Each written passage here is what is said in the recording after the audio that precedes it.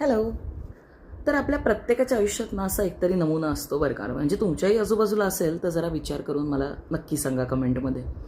या लोकांना ना अख्खं आयुष्य म्हणजे कॉम्पिटिशन वाटत असते बरं का.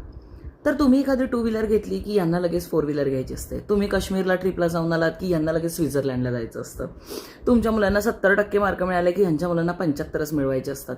तुम्हाला 50,000 पगार असेल तर ह्यांना 90,000च हवा असतो. म्हणजे आयुष्यात प्रत्येक छोट्या मोठ्या कुठल्याही गोष्टीत हे तुमच्याशी कॉम्पिटिशन करू शकतात. बरं, ही कॉम्पिटिशन फक्त चांगल्याच गोष्टींसाठी असते असं अजिबात नाही बरं का. म्हणजे फॉर एक्झाम्पल तुम्ही जर त्यांना सांगितलं मला ना फार सर्दी झाली आहे, फार डोकं दुखतंय, फार त्रास होतोय, तर लगेच यांना कोविडच झालेला असतो. अशी लोक असतील का आजूबाजूला? आता अशा लोकांचं काय करायचं? काहीही करायचं नाही. तुम्ही तुमचं आयुष्य एन्जॉय करायचं, आपण आपलं आयुष्य चालू द्यायचं. हे आपल्या स्पर्धेची तयारी ऑलिम्पिकसाठी करत राहतील. आपण फक्त इग्नोर करायचं.